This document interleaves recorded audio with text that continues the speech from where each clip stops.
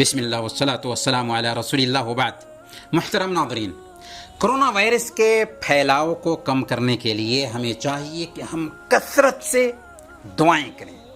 پریشانی حال کی پریشانی کو اللہ کے علاوہ اور کوئی دور نہیں کر سکتا، اس لیے عاجزی اور انکساری کے ساتھ اللہ سے دعائیں کریں، اللہ سے دعائیں مانگیں۔ حضرت ایوب علیہ السلام بڑی پریشانی میں تھے، دعا کرتے ہیں اللہ تعالیٰ سے، رب انی مسنی الضر وانت ارحم الراحمین، اے اللہ مجھے تکلیف پہنچی ہے اور تو رحم کرنے والوں میں سب سے زیادہ رحم کرنے والا ہے۔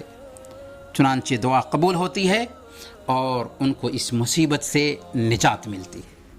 حضرت یونس علیہ السلام رات کی تاریکی میں ہیں، سمندر کی تاریکی میں ہیں، مچھلی کے پیٹ کی تاریکی میں ہیں، دعا کرتے ہیں، لا الہ الا انت سبحانک انی کنت من الظالمین۔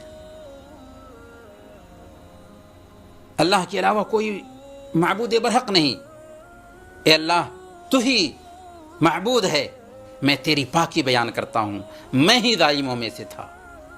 یہ دعا کرتے ہیں، اللہ تعالیٰ دعا قبول کرتا ہے اور آپ کو نجات دیتا ہے۔ اسی لیے ہمیں بھی اس طرح کی دعاؤں کا اہتمام کرنا چاہیے۔ کیوں؟ اس لیے کہ یہ قرآنی دعائیں ہیں، انبیاء کی دعائیں ہیں، انبیاء کی دعائیں اثر رکھتی ہیں، اس لیے ان دعاؤں کا خاص طور پر ہم اہتمام کریں۔ اسی طرح صبح و شام کے اذکار کی پابندی کریں، صبح میں 3 مرتبہ اور شام میں 3 مرتبہ یہ دعا پڑھیں، اللہم عافنی فی بدنی، اللہم عافنی فی سمعی، اللہم عافنی فی بصری، لا الہ الا انت۔ اسی طرح یہ دعا بھی 3 مرتبہ صبح میں اور 3 مرتبہ شام میں پڑھنے کی کوشش کریں۔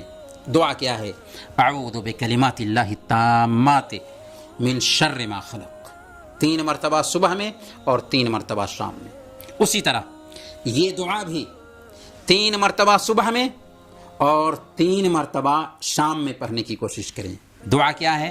بسم اللہ الذی لا یضر مع اسمہ شیء فی الارض ولا فی السماء وهو السمیع العلیم۔ وصلی اللہ علی نبینا محمد وعلی آلہ وصحبہ اجمعین۔